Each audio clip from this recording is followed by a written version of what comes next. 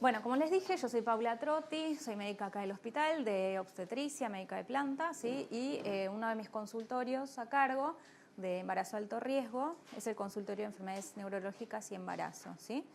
Entre ellas, la que más veo, como les dije, es la epilepsia y el embarazo, ¿sí? De todas las enfermedades neurológicas, digamos, es la que es más prevalente, ¿sí? O sea, la epilepsia en la población general es el 1% de la población, ¿sí?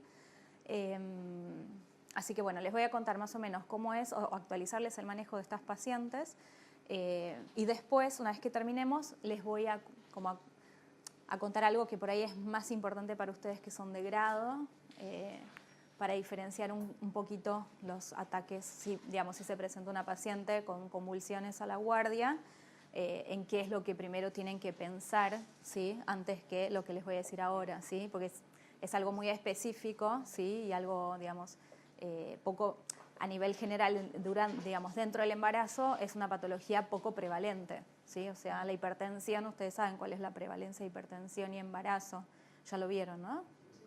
Más o menos un 10%. Claro, exacto, sí, promedio un 10% de la población embarazada, ¿sí?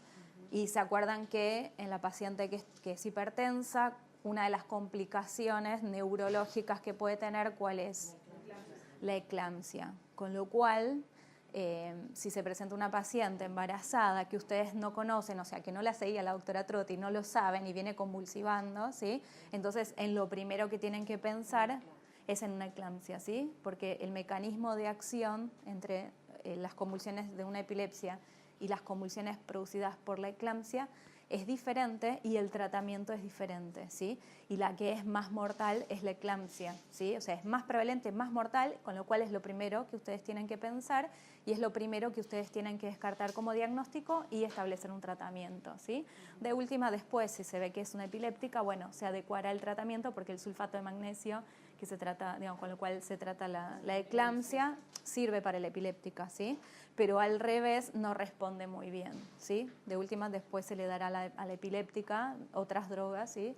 Que son las benzodiazepinas, para que responda el cuadro. Pero lo que les quería aclarar es esto, que, digamos, que lo más importante es que ustedes descarten una eclampsia, ¿sí? Y luego una epilepsia, ¿sí?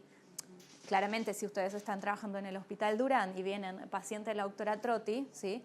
Listo. O sea, puede ser una eclampsia también, ¿sí? Porque ahora lo van a ver, ¿sí? Pero probablemente sea una paciente epiléptica y esté teniendo una crisis epiléptica, ¿sí? ¿Está?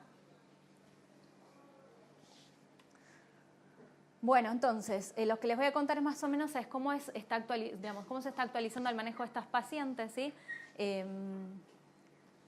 La prevalencia, como les dije, varía entre un 0,3 y un 1%. La prevalencia nuestra en el hospital está dentro de estos valores, por ahí un poquito más alta, entre un 0,5, porque están derivando pacientes para que yo las atienda acá en el hospital. Ahora les voy a explicar dentro de un equipo multidisciplinario como ya viene estando recomendado por sociedades internacionales, ¿sí?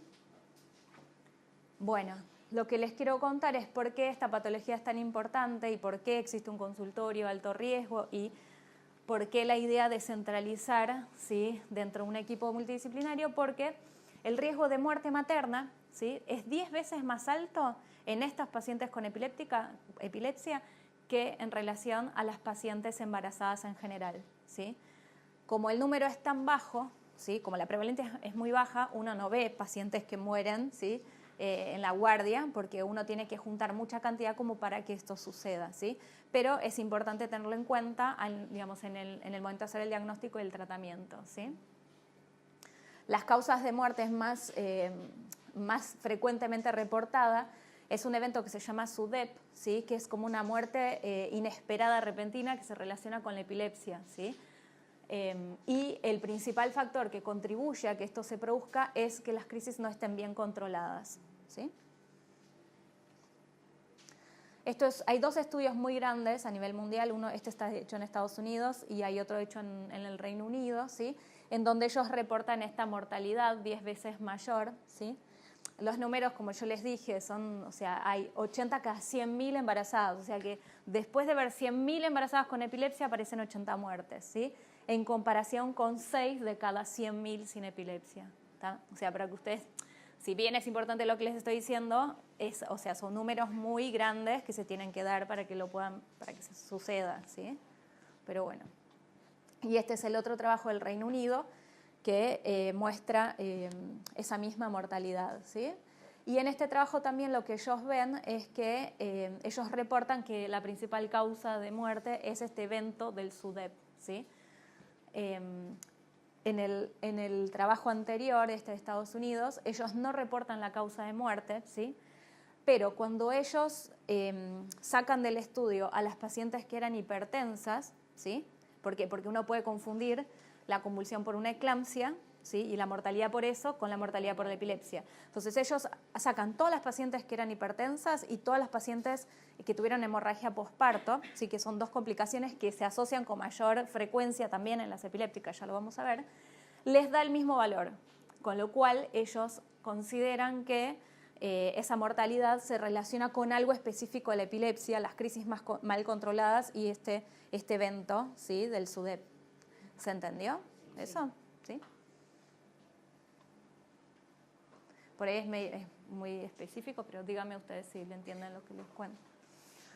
Bueno, además de esto de la mortalidad, también se vio que hay complicaciones maternas y fetales que son más frecuentes en estas pacientes. O sea, ellas tienen un riesgo aumentado de tener hipertensión, de tener parto pretérmino, de tener abortos, de tener cesárea, ¿sí? Inducción del trabajo de parto, restricción del crecimiento, abortos espontáneos y hemorragias anteparto y pospartos.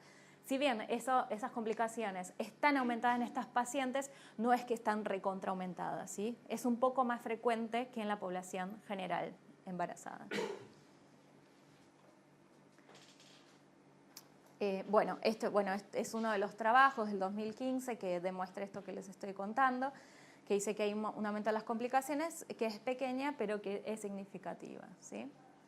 Con lo cual, el manejo de estas pacientes lo consideramos como un manejo desafiante, ¿sí? Porque uno va a tener que mantenerles las drogas antiepilépticas para controlar las crisis, ¿sí? Para evitar que la paciente, digamos, llegue a aumentar la mortalidad materna o que tenga complicaciones, ¿sí? Pero ustedes acuérdense que qué pasaba con las drogas antiepilépticas. Tienen un riesgo teratogénico aumentado. ¿Se acuerdan de entre las drogas? Es una de las drogas que son bastante teratogénicas, ¿sí?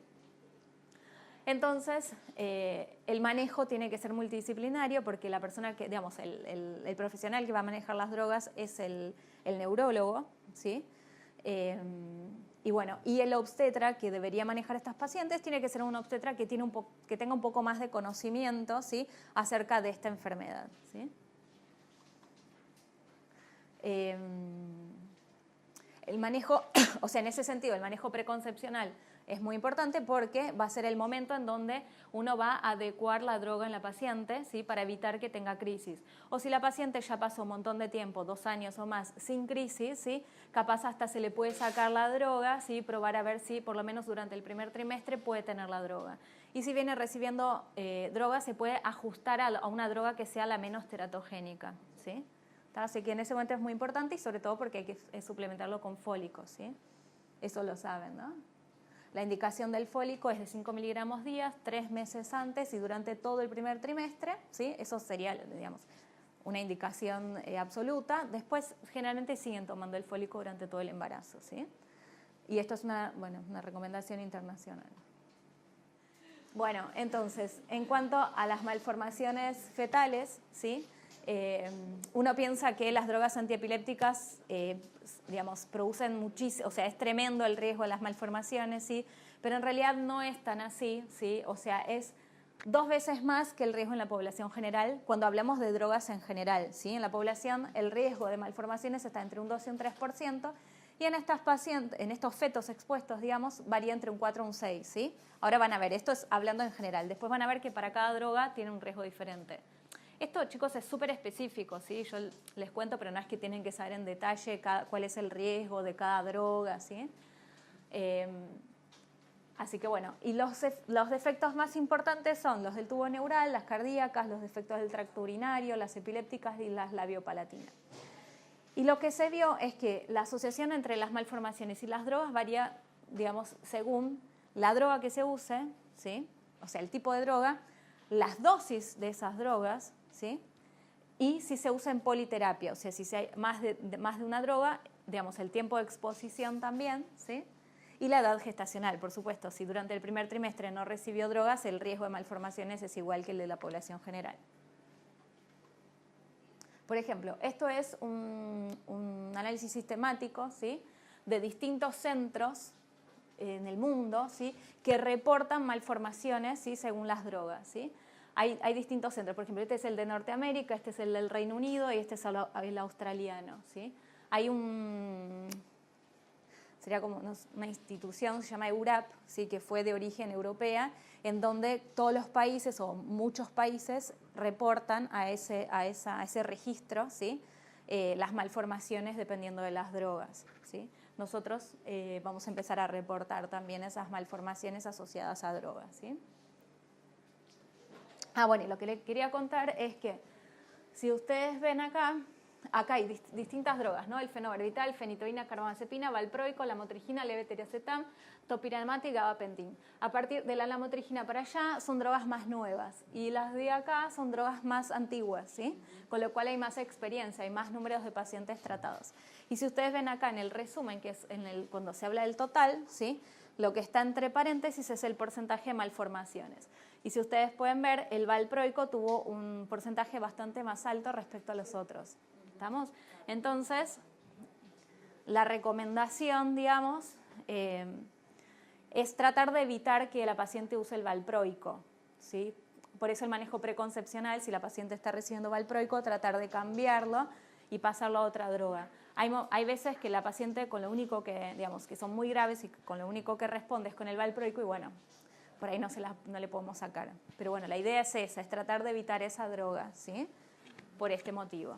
Aparentemente la lamotrigina parece bastante segura y la carbamazepina también, ¿sí? De todas maneras no hay tantas pacientes tratadas con respecto a las anteriores. Este es otro trabajo que lo que compara no solo es el tipo de droga, sino lo que hicieron fue comparar distintas dosis, ¿sí? Con las 4 drogas más usadas, que son la lamotrigina, carbamazepina, valproico y fenobarbital. Y lo que ellos vieron, y ellos lo que midieron fueron malformaciones durante los primeros 12 meses de vida, ¿sí? Y ellos lo que vieron es que la droga más segura, ¿sí? Digamos, manteniendo un control de convulsiones más o menos parejo entre un 60 y un 70%, ¿sí? Con las distintas drogas en distintas dosis, lo que ellos vieron es que la más segura es cuando la lamotrigina se usa en menos de 300 miligramos, ¿sí? ¿Está bien? Pero después cuando la carbamazepina, por ejemplo, se usa en altas dosis, ¿sí? Ahí no es tan segura, ¿sí? O se puede comparar con un valproico a bajas dosis. ¿Tá? Así que bueno. Otros efectos, digamos, que también fueron descritos, ¿sí? A largo plazo, ¿sí? Con el uso de estas drogas, es, por ejemplo, el desarrollo, el compromiso del desarrollo neurocognitivo. Hay trabajos que asocian el autismo al uso de valproico, ¿sí? Y más que nada los trabajos se refieren a eso, ¿sí? Asocian más ese riesgo al valproico. Y de hecho, algunos descartan este tipo de alteraciones con la lamotrigina o el fenobarbital o algunas otras drogas, o la carbamazepina. Bueno, eso más es en general los efectos de las drogas sobre el feto, ¿sí? Ahora, las drogas antiepilépticas también pueden afectar a la madre, ¿sí? Sobre todo con síntomas neuropsiquiátricos, ¿sí? De depresión, ansiedad. Con lo cual, dentro de nuestro equipo de tratamiento, ¿sí? Y de seguimiento, además de la neuróloga, además de mí, que soy la obstetra, tenemos alguien de salud mental, ¿sí? Acá no lo puse. La depresión posparto, en esta creo que está más adelante, pero la depresión posparto en estas pacientes es más prevalente respecto a las pacientes sin epilepsia, ¿sí? Así que bueno, los que les dije antes, el adecuar la droga en el periodo preconcepcional, que es muy importante, tratar de evitar el valproico, tratar de que sea una sola droga, de que sea la menor dosis, ¿sí? Que controle la crisis, ¿sí? Y que sea la más adecuada para el tipo de epilepsia que tenga la paciente, ¿sí? Respecto a cómo actúan las convulsiones sobre el feto, ¿sí? No tiene nada que ver que la paciente tenga convulsiones a que el chico tenga malformaciones, ¿sí? Eso tiene que ver con el uso de drogas antiepilépticas, ¿sí? Después es muy difícil el estudio de, digamos, de cómo afectan las convulsiones sobre el chico, ¿sí? Aparentemente puede producir alteraciones neurocognitivas, ¿sí? Pero es muy difícil estudiar. Los estudios que existen no son muy concluyentes, ¿sí? O sea, además hay que ver cuántas crisis tuvo, cuánto duró, con qué frecuencia y hacer todo un seguimiento en el chico a bastante largo plazo, ¿sí? Así que eso no se sabe. Lo que sí se sabe es que si la paciente está convulsivando y ustedes la conectan al monitor, ¿sí? Fetal, ¿sí? Van a ver que hay una hipoxia fetal y que se produce una bradicardia, ¿sí? Bueno, el efecto de la epilepsia sobre el embarazo, bueno, en realidad la frecuencia de las convulsiones, sí, o sea, las pacientes que tienen epilepsia y están embarazadas, el 70% más o menos no va a tener convulsiones, ¿sí? Va a andar bien, ¿sí? Y el factor determinante más importante de que tenga crisis durante el embarazo es que haya tenido crisis el año anterior, o sea, que no esté bien controlada, ¿sí? Pero bueno, hay situaciones en donde, por ejemplo, la paciente por subestimar el riesgo de las drogas abandona el tratamiento, ¿sí? Entonces puede tener más episodios de crisis, o por las náuseas y los vómitos del primer trimestre disminuye la absorción de la droga, o porque durante el embarazo hay uno de los cambios, digamos, que suceden, que ustedes lo habrán visto, es el deterioro del sueño, ¿no? No sé, por ahí anduvieron por los consultorios, las pacientes se quejan de que no pueden dormir bien, etc. Eso, la paciente con epilepsia tiene que estar bien descansada, con lo cual eso también puede afectar el estrés, digamos. Pero bueno, y después lo último que les dije.